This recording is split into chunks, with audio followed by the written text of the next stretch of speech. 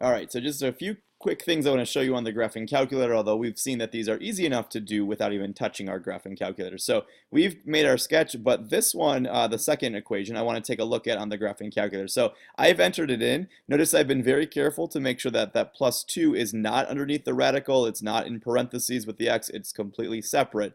So I know it's going to have the effect of moving the graph up 2 spaces. If it was underneath the radical or in parentheses, it would move it to the left, which I would know would be wrong. So if you want to hit graph and just see that, yeah, it looks like something that we graphed, there it is.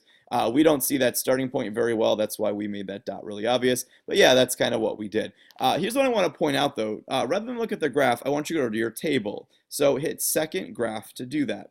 And a couple things should jump out at you, and probably the first thing that does is, look, you have a whole bunch of errors in your table. In class, we talked about why the error would show up, and most people figured out real quick, we can't do the square root of a negative number in this case. If I were to plug in -3 for x, the square root of -3 is something imaginary, and we don't see those in a graph.